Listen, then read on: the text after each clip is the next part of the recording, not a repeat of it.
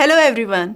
अगर मैं आपसे कहूं कि आपका बीपी मशीन गलत नहीं है, आपका यूज़ करने का तरीका गलत है तो, और अगर आप किसी क्लिनिक या हॉस्पिटल में जाते हैं वहाँ भी मोस्टली बीपी असिस्टेंट ही चेक करते हैं, और अगर आप नहीं जानते कि बीपी चेक करते हुए क्या प्रिकॉशंस लेने चाहिए तो छोटी सी गलती की वजह से लोग ज़िंदगी भर बीपी की दवा खा रहे हैं।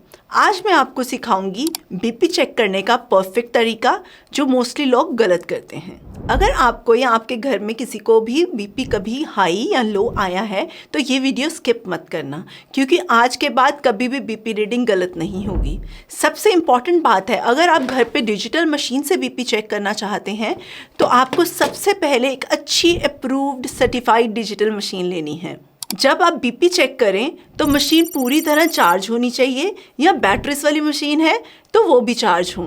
सेकेंड थिंग, बीपी चेक करने से पहले क्या नहीं करना चाहिए। आप कहीं से भी आए हैं, आपको बीपी लो या हाई हो रहा है तो आप तुरंत बीपी चेक नहीं करेंगे। बीपी चेक करने से 30 मिनट पहले आपको चाय नहीं पीनी, कॉफ़ी नहीं पीनी, सिगरेट नहीं पीनी, टोबैको यूज़ नहीं करना, अल्कोहल यूज़ नहीं करना, और एक्सरसाइज करके उसी वक्त बीपी कभी नहीं चेक करना। अगर आप सीढ़ियाँ चढ़ के आए हो, गुस्सा हुए हो या टेंशन में हो तो भी बीपी नेचुरली हाई आएगा, जो रियल बीपी नहीं होता है। सो रूल ये है, बीपी चेक करने से पहले 5 मिनट शांति से बैठना ज़रूरी है।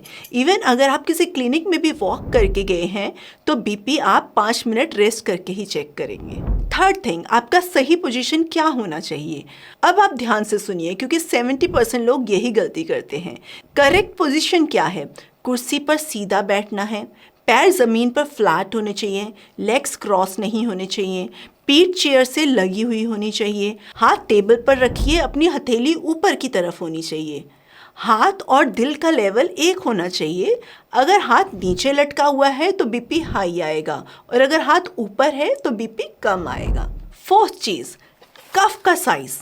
कफ का साइज एंड प्लेसमेंट बहुत ही इंपॉर्टेंट चीज़ होती है। कफ कभी भी कपड़ों के ऊपर नहीं लगाना चाहिए, बेयर आर्म पर ही कफ लगाना चाहिए। कफ एल्बो से 2 सेंटीमीटर ऊपर होना चाहिए। कफ ज़्यादा टाइट भी नहीं होना चाहिए और ज़्यादा लूज भी नहीं होना चाहिए। बहुत पतले या बहुत मोटे हाथ हैं तो गलत साइज कफ यूज़ करने से बीपी रीडिंग पूरी बिगड़ जाती है। कफ एडिक्वेटली फिट होना चाहिए पेशेंट हेल्थ के अकॉर्डिंग। फिफ्थ चीज़ आपको जो ध्यान रखनी है, that you need to keep quite while during checking BP. BP check करते वक्त बात नहीं करनी चाहिए, मोबाइल नहीं चलाना चाहिए, पैर नहीं हिलाने चाहिए, टाइट फिस्ट नहीं बनाना चाहिए, हंसना या गुस्सा होना नहीं चाहिए। ये सब आपको बिल्कुल नहीं करना है। याद रखिए, बीपी चेक करते वक्त आपको बिल्कुल शांत रहना है, जैसे कि आप मेडिटेशन कर रहे हो। सिक्स्थ चीज़ जो आपको ध्यान रखनी है, कितनी बार बीपी चेक करना चाहिए।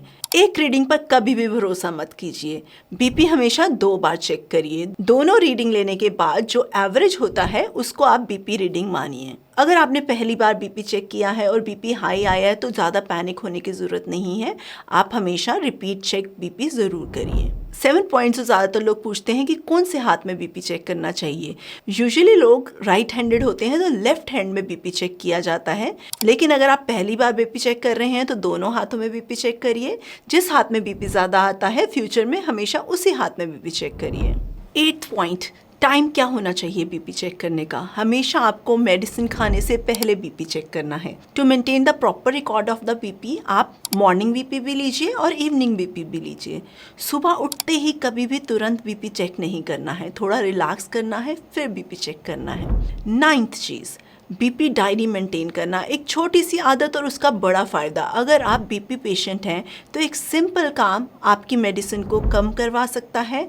सो ये छोटी सी आदत का बड़ा फ़ायदा उठाइए और बीपी डायरी मेंटेन करिए, जिसमें आप डेट, टाइम, बीपी रीडिंग और मेडिसिन का नाम ये सब लिखिए। इससे डॉक्टर को एग्जैक्ट आइडिया मिलता है और बिना वजह दवा बढ़ने की ज़रूरत नहीं होती।